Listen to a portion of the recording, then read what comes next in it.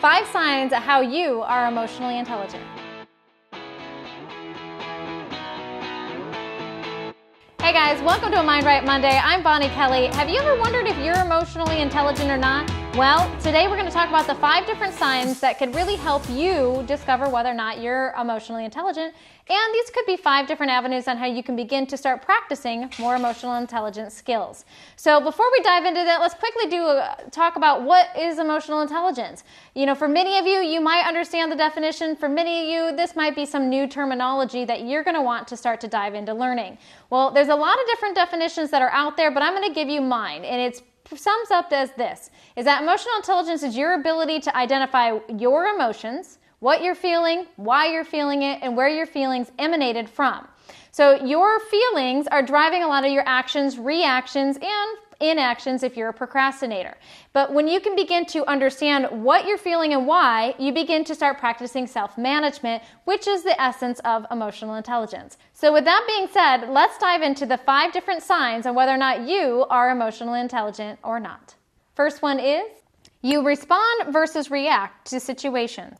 Now, this is a big sign on whether or not you are emotionally intelligent or not. Are you reactive? Do you react to all of life's situations, circumstances, and outcomes? Do you take things personally? Are you really defensive and protective and argumentative in every conversation? Well, if so, you might not be practicing your emotional intelligence skills. Now, disclaimer, I said skill, because emotional intelligence is something that anyone can learn regardless on what you've endured, came from, or where you've come from. All right, so respond means that you have a calculated thought behind how you proceed forward with that conversation. Now, most often we are emotionally reacting because that is an unconscious thought pattern. Now, where that comes from is whether or not your ability to understand what you're feeling and why. I really encourage you to check out one of our other videos as that how to have an emotionally intelligent reaction, especially if you don't want to for this first one. All right, this leads me to the next tip, which is you recognize you have a choice. All right, this is a big one when it comes to becoming emotionally intelligent, is that you recognize that you have the power. Any of my He-Man fans from back in the 80s? Yes, I have the power. But that's really what I think about when I think about engaging your choice, is that you have a choice in how you want to think, act, react, how you want to perceive, interpret, or internalize. What assumptions do you want to make? How do you want to feel about this topic? All of that comes from your choice. And the more that you practice having a choice, the more that you recognize that you have a choice, the stronger your emotional intelligent muscles are. All right, this leads me to my third one, which is you practice self-management. As I mentioned, really recognizing how you're responding, but then participating in the response versus that automatic default reaction or reactive response that kind of comes from us, from that unconsciousness, is a big part. So you want to be able to have that self-management and managing your mind, managing how you think, managing how you feel, and then really becoming self-aware of how those thoughts and feelings are participating in our reactions, our decisions, and our behaviors. And the more that you can practice that self-management, which does require a level of self-awareness, the better you can be with your emotional intelligence responses. All right, this leads me to my next one, which is you have empathy versus sympathy for others. Okay, now this one I might get some pushback on. However, I really want to make sure that you guys understand the difference between the energy of empathy versus the energy of sympathy. You know, there's that old saying, right? Like, what kind of friend do you want to have? Do you want to have a friend that when you're in a hole and you're stuck, jumps in with you and says, oh my gosh, I'm so sorry you're down here, and feels sorry for you? Or do you want one of those friends that are going to grab a ladder and come out and help you get out of that hole? Well, that's the difference between empathy and sympathy. When you feel sorry for someone, it's a state of victim mindset or a victimhood for them or for you. And it's a very disempowering way of encouragement.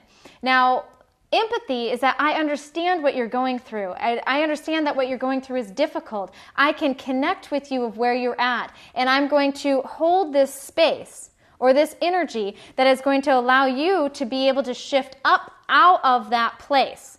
So I'm one of those friends that is going to get you a ladder, meaning that I'm going to have understanding like, dude, that really sucks that you're in that hole. I can really understand that that is challenging. How do you want to proceed? I refuse to jump in the hole with you because then we're both stuck. Do you get the difference? There's a big difference here with the energy behind. And being emotionally intelligent means that you're more empathetic. You find ways to have bridge the understanding, to bridge the connection, to really be able to relate to people and where they're at and be able to help them shift and move beyond it versus allowing their situation to drastically and emotionally affect you and your decisions and your outcome during that time as well. So it's kind of like when someone else is having drama, do all of a sudden you get sucked into it and your life becomes about that problem or their issues? Well, that's not practicing a high level of emotional intelligence. So we want to begin to recognize when we're doing this and when we're jumping in the pit with our friends versus holding the space to help them climb out and be and have a different experience. Okay, so this leads me to my final and fifth tip, which is you're always seeking understanding versus making assumptions. All right, so this is the fifth sign into knowing whether or not you are being or are practicing emotional intelligence, is that when we begin to challenge our assumptions. Now, what is an assumption besides the old school definition of making an ass of you and me? Yeah, I totally get that.